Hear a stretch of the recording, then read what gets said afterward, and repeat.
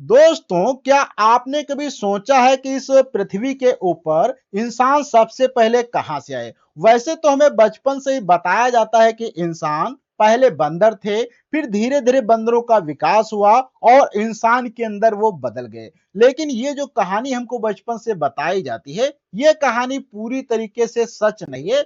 इस पे आज हम डिटेल से बात करेंगे कि इसके पीछे की क्या सच्चाई है। ये कहानी उसी प्रकार की है जैसे कि मुर्गी पहले आया या अंडा है। अर्थात तो हमारा जन्म माता पिता से होता है, लेकिन क्वेश्चन ये है कि माता पहले आती है या पिता आते हैं, इस पे आज भी क्वेश्चन बना हुआ है। तो आज हम 6.6 करोड़ साल पीछे जाएंगे और इंसान के विकास के जो भी रहस्य हैं उन सभी पे आज हम पर्दा उठाने की कोशिश करेंगे। तो ये वीडियो काफी ज्यादा इंपॉर्टेंट रहने वाला है, क्योंकि यहाँ पे आज हम इंसान के विकास के विषय में डिटेल से जानकारी को कवर करने वाले हैं। तो सबसे पहले बात करते हैं कि आज के वीडियो में हमारे कौन कौन से टॉपिक रहने वाले हैं।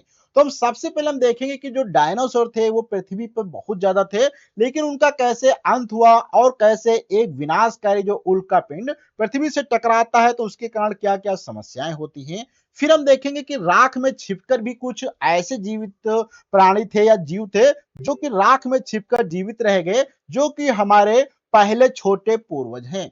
फिर हम देखेंगे कि धरती पर हरियाली की वापसी कैसे हुई और स्तनधारियों का विकास कैसे हुआ। फिर हम देखेंगे डार्विन का विकासवाद क्या है और बंदर से इंसान वाले मिथक की सच्चाई को हम समझने की कोशिश करेंगे।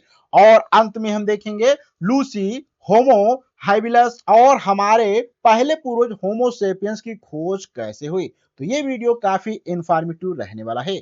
तो सबसे पहले बात करते हैं कि हमारे कहानी की जो शुरुआत होती है वो लगभग 6.6 करोड़ साल पहले होती है, जब पृथ्वी पे या हमारे धरती के ऊपर डायनासोर का राज हुआ करता था। अर्थात तो आज से अगर आप पुराने समय में जाएंगे 6.6 करोड़ साल पहले, तो पृथ्वी के ऊपर डायनासोर बहुत ही ज्यादा मात्रा में रहते थे और उनका ही पूरा यहाँ पे साम्राज्य बना हुआ था। लेकिन आंतरिक से एक ऐसा विशाल काय उल्का पिंड आया और वो पृथ्वी के साथ में टकरा गया। और अगर बात करें इस उल्का पिंड की, तो इसके पास जो है लाखों एटम बम के बराबर एनर्जी थी। तो इस इतनी ज्यादा एनर्जी से टकराने के कारण बहुत ही ज्यादा महाविनाश हुआ और उठी यहाँ पे बहुत ज्यादा आग उठ जाती है और बहुत ज्यादा राख बन जाती है, जिसने पूरी पृथ्वी को ढक लिया। इतना ज्यादा ढक लिया कि यहाँ पे सूरज की रोशनी तक भी नहीं पहुंच पा रही थी और लगभग 15 करोड़ साल तक पृथ्वी पर राज करने वाले जो डायनासोर थे वो हमेशा के लिए नष्ट हो गए। इस एक टक्कर से धरती के लगभग 75% से ज्यादा जीव जंतु और पेड़ पौधों को पूरी तरह से खत्म कर दिया। तो आप समझ सकते हैं कि ये जो उल्का पिंड जब पृथ्वी से टकराता है तो इससे कितनी बड़ी क्षति होती है। डायनासोर खत्म हो जाते हैं, 70% जीव जंतु पेड़ पौधे भी पृथ्वी के नष्ट हो जाते हैं। आप थोड़ा सा आगे बात करते हैं कि धरती पर एक लंबी और काली इस प्रकार से रात छा गई, जहां पे ऑक्सीजन की बहुत ही कम मात्रा रह गई और पानी भी बहुत ही कम हो गया पृथ्वी के ऊपर। लेकिन इस मौत के राख के बीच में गुफाएं जो थी या पतली पतली जो दरारें बन गई थी अर्थ के अंदर या पृथ्वी के ऊपर, उनकी गहराइयों में बहुत छोटे और कमजोर जीव थे, वो जीवित रह रहे थे। अर्थात वो जीवित बच गए। ये जीव ना तो बहुत ज्यादा बुद्धिमान थे और ना ही ज्यादा ताकतवर थे, लेकिन इनमें जीने की जो है अद्भुत इच्छा शक्ति थी। अर्थात ये अपने आप में बहुत ज्यादा जीने की इनके अंदर इच्छा शक्ति थी और ये अपनी भूख को मिटाने के लिए जो जीव जली हुई राख और मरे हुए कीड़े मकोड़े थे उनको ये खाकर जीवित रहे थे। आगे चलकर यही वो स्क्रिबलर अर्थात स्क्राइबलर जीव बने, जिनसे इंसान के विकास का बीज फूटा। आप समझ सकते हैं जो छोटे छोटे जीव बच गए थे, इन्हीं से फिर आगे चल के हमारे जीवन की उत्पत्ति होती है।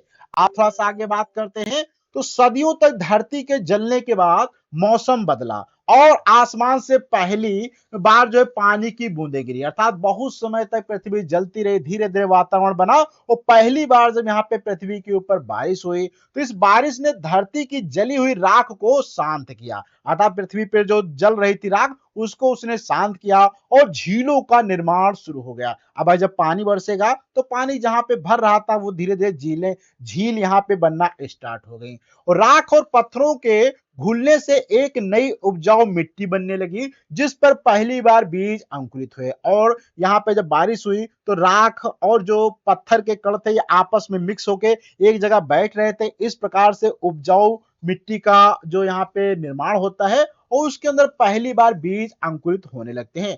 छोटे पौधे से लेकर विशाल पेड़ जो है वापस उगने लगे और धरती ने फिर से हरी चादर ओढ़ ली। इस प्रकार से पृथ्वी के ऊपर फिर से पेड़ पौधे उगने लगे और धीरे धीरे पृथ्वी पे हरियाली आने लगी।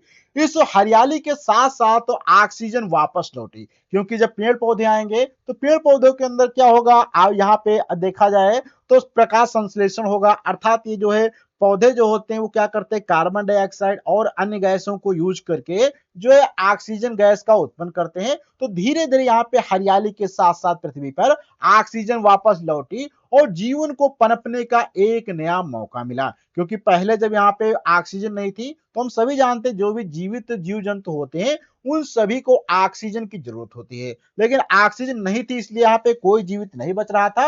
लेकिन जब बारिश होती है और धीरे धीरे पेड़ पौधे आ जाते हैं और फिर यहाँ पे धीरे धीरे ऑक्सीजन का निर्माण होता है, अर्थात जीवों के लिए जीवन यापन के लिए यहाँ पे अब एक प्रकार का वातावरण बनने लगा था। अब थोड़ा सा आगे बात करते हैं। तो जब हरियाली लौटी तो गुफाओं में छिपे जो हमारे छोटे पूर्वज भी थे वो बाहर खुले में घूमने लगे, अर्थात खुली हवा में निकले। अर्थात जो जीव जंतु बहुत नीचे दब गए थे, हमने अभी बात किया था, वो धीरे धीरे क्या है बाहर वातावरण में आने लगे, खुले में घूमने लगे। अब ये जीव केवल कीड़े मकोड़े नहीं रहे, ये बल्कि गर्म खून वाले स्तनधारी बन चुके थे। गर्म खून का मतलब क्योंकि बाहर ज्यादा वातावरण बहुत ही गर्म था, इस कारण से ये गर्म जो है रक्त वाले जीव जंतु बन गए। विकास की इस दौड़ में इन छोटे जीवों ने समय के साथ खुद को अलग अलग रूपों में ढालना स्टार्ट कर दिया। कुछ जीव पानी में चले गए तो पानी के अंदर रहना सीखने लगे, जैसे कि व्हेल बन गए। कुछ हवा में उड़कर पक्षी बन गए और कुछ जमीन पर रह गए, जैसे कि हाथी भालू। इस प्रकार से जब ये नीचे से निकलते हैं तो अलग अलग जगह पे रहने के कारण ये अलग अलग प्रकार के जीव जंतु बनने लगे। इसी दौरान एक प्रजाति पेड़ों पर चढ़ने लगी जिन्हें हम प्राइमेट्स कहते हैं, अर्थात कुछ जो जीव जंतु पेड़ों पर चढ़ने लगे जिनको हम क्या कहते हैं, प्राइमेट्स कहते हैं। अब थोड़ा सा आगे बात करते हैं कि अराउंड यहाँ पे लगभग 200 मिलियन ईयर एगो तक जो है यहाँ पे अलग अलग प्रकार के प्राइमेट्स इवॉल्व होते रहे, अर्थात अलग अलग प्रकार के जंगल जैसे बने, जैसे कि अफ्रीका का जंगल वगैरह बनता है। और यहाँ पे बहुत सारे जो है हार्ड ब्रेन वाले और यूनिक एबिलिटी के ग्रेप्स अर्थात थिंग्स अलग अलग प्रकार के यहाँ पे जनरेट होते गए। लेकिन यहाँ पे देखा जाए तो 7 मिलियन ईयर एगो अर्थात 7 मिलियन ईयर एगो तक शिफ्टेड अर्थात tectonic plates in Africa form massive mountain. और यहाँ पे जब टेक्टोनिक प्लेट जो होती है यहाँ पे सिमटने लगी अर्थात उनके अंदर मोशन हुआ तो यहाँ पे माउंटेन्स बनना स्टार्ट हो गए। और ये माउंटेन जो थे वो मॉइस्चर को और हवाओं को काफी रोक रहे थे और डेंस अर्थात यहाँ पे बहुत ही घने जो है जंगल उपने लगे। इस प्रकार से पेड़ पौधे यहाँ पे धीरे धीरे गायब हो गए और यहाँ पे धीरे धीरे रेगिस्तान तरीके से बनने लगा। और यहाँ पे घासों पे लोग अर्थात जब पेड़ पौधे खराब होने लगे तो पेड़ पौधों पे जो जीव जंतु रहते थे वो नीचे आके जमीन पर चलने लगे, क्योंकि पेड़ पौधे जब नहीं होंगे तो जमीन पर नीचे आके चलने लगे। अब थोड़ा सा बात करते हैं, जब ये जीव जमीन पर आए तो घास के मैदानों में दूर तक देखने के लिए उन्हें सीधा खड़ा होना पड़ा। देखो पहले बंदर क्या थे, पेड़ पे रहते थे, लेकिन पेड़ पौधे जब नष्ट होने लगे तो ये वहां से उतर के नीचे आए। अब इनको दूर तक देखना पड़ रहा था, इसलिए क्या थोड़ा सा सीधा होना स्टार्ट कर दिए। और वानरों की एक प्रजाति जिसे हम साहिलथ्रोपस चंडेसिस ने पहली बार 4 पैरों की जगह 2 पैरों पर चलना शुरू कर दिया। और यहाँ पे जो पेड़ों से उतरे थे उनको दूर तक देखना पड़ रहा था, इसलिए 4 पैरों के बजाय वो 2 पैरों पे खड़े होकर चलना शुरू कर दिए। यह मानव विकास के इतिहास का सबसे बड़ा मोड़ था, जहां से हमने खड़े होकर दुनिया देखना सीखा। अगर बात करें कौन सी प्रजाति थी, जिसको हम क्या कहते हैं, साहिलथ्रोपस चंडेसिस कहा जाता है। और 2 पैरों पर चलने से उनके दोनों हाथ आजाद हो गए। अब वो जब 2 पैरों पे चल रहे तो दो उनके हाथ क्या हुए, बिल्कुल आजाद हो गए, जिनसे वे चीजें पकड़ने और औजार बनाने लगे। यहीं से दिमाग का आकार भी तेजी से बढ़ने लगा और प्रकृति ने इंसान बनने का पहला रास्ता खोल दिया। आप समझ सकते हैं कि जब दोनों हमारे हाथ खाली होते हैं तो हम बहुत सारे अलग-अलग काम करने के लिए या काम करने के विषय में सोचते रहते हैं।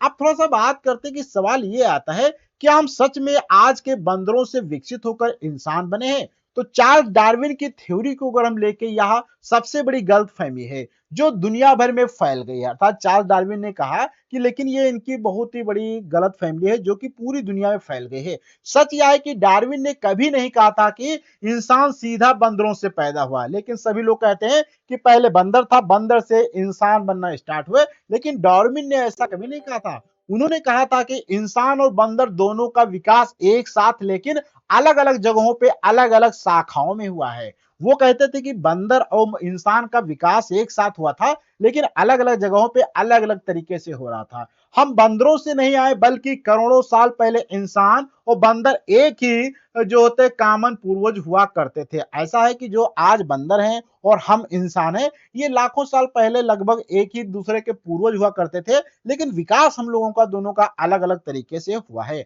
अब थोड़ा-सा बात करते हैं, तो इस बात का सबसे बड़ा सबूत तो 1974 में मिला, जब वैज्ञानिकों को एथियोपिया में एक प्राचीन कंकाल मिला। अब प्राचीन कंकाल जब एथियोपिया में मिला, जिसमें देखा गया कि 3.2 मिलियन साल पुराने इस कंकाल को वैज्ञानिकों ने लूसी नाम दिया। क्या नाम दिया? लूसी नाम दिया। जब लूसी की हड्डियों की जांच हुई तो वैज्ञानिक हैरान रह गए। वैज्ञानिक हैरान रह गए क्योंकि यह एक मिसिंग लिंक था, अर्थात यह एक मिसिंग जो था पे लिंक था। लूसी ना तो पूरी तरह से बंदर थी और ना ही पूरी तरह से इंसान थी, बल्कि वह दोनों का मिला जुला रूप थी। इसने पूरी दुनिया को बता दिया कि विकास की कहानी एक सीधी रेखा में नहीं बल्कि एक जटिल पेड़ है, अर्थात तो कॉम्प्लिकेटेड रूप से हम लोगों का विकास हुआ है। आप थोड़ा सा बात करते हैं तो लूसी की शारीरिक बनावट हमारे विकास के अद्भुत रहस्यों को उजागर करती है। उसकी पैरों और कूल्हे की हड्डियां मुड़ी हुई थी, जिससे वह इंसानों की तरह दो पैरों पर सीधे चल सकती थी, लेकिन लूसी की भुजाएं बहुत लंबी और उंगलियां मुड़ी हुई थी, बिल्कुल किसी बंदर की तरीके से। इसका मतलब था कि वह जमीन पर चलने के साथ साथ तेजी से पेड़ों पर भी चढ़ सकती थी। लूसी की प्रजाति ने साबित किया है कि इंसानों की असली ताकत उनका शारीरिक बल नहीं बल्कि खोजने की क्षमता थी। आप थोड़ा सा आगे बात करते हैं तो लूसी के बाद विकास का पहिया और तेज हुआ और करीब 25 लाख साल पहले एक नई प्रजाति आई। कौन सी नई प्रजाति आई? इसे वैज्ञानिकों ने होमो हैबिलस नाम दिया, जिसका मतलब है औजार बनाने वाला इंसान। अब ये औजार बनाने वाला जो इंसान था, ये धरती के पहले जीव थे जिन्होंने अपने दिमाग का इस्तेमाल करके पत्थरों को तराश कर एक प्रकार के हथियार बनाना स्टार्ट किए। इन हथियारों से उन्होंने शिकार करना स्टार्ट किया, मांस काटना शुरू किया, जिससे उन्हें ज्यादा प्रोटीन मिल सके। इस बेहतरीन पोषण की वजह से होमो हैबिलिस के दिमाग का आकार तेजी से विकसित होने लगा, क्योंकि ये मांस खाने लगे पत्थरों से काट काट कर, तो इस कारण से उनका विकास जो है दिमाग का और बहुत तेजी के साथ में होने लगा। अब बत, अब बात करें तो लाखों सालों के बाद बदलाव के बाद अंततः अफ्रीका के मोरस्को में हमारे सबसे करीब पूर्वज सामने आए। करीब 3 लाख साल पहले होमो सैपियंस का उदय हुआ, जो 70% हमारे जैसे दिखते थे। जो चीज उन्हें सबसे अलग और सबसे शक्तिशाली बनाती थी वह था उनका विशाल और रचनात्मक दिमाग। उनका दिमाग को 1300 से 1400 क्यूबिक सेंटीमीटर का था, जो जटिल विचारों को समझ सकता था। समझो उनका दिमाग कितना पावरफुल था। इस दिमाग की वजह से उन्होंने गुफाओं में रहना, समाज बनाना और एक दूसरे के से बात करना सीखना स्टार्ट कर दिया। आप थोड़ा सा बात करते हैं तो आइए एक नजर में समझते हैं कि हमारा यह सफर कैसे अलग अलग चरणों से गुजरा है। तो यहाँ पे बात करें तो ऑस्ट्रेलोथोपिस अर्थात लूसी 3.2 मिलियन साल पहले जो दो पैरों पर चले पर पेड़ों पर भी रहते थे। होमो हैबिलस जो कि 2.5 मिलियन साल पहले जिन्होंने पहली बार पत्थरों से औजार बनाए। होमो इरेक्टस जिन्होंने आग का आविष्कार किया और पहली बार अफ्रीका से बाहर गए। फिर होमो सैपियंस जो कि 3 लाख साल पहले जिनका दिमाग सबसे बड़ा था और जिन्होंने सभ्यता की नींव रखी। यह एक सफर था जहां जलवायु परिवर्तन ने हमें हर बार खुद को बदलने पर मजबूर कर दिया है।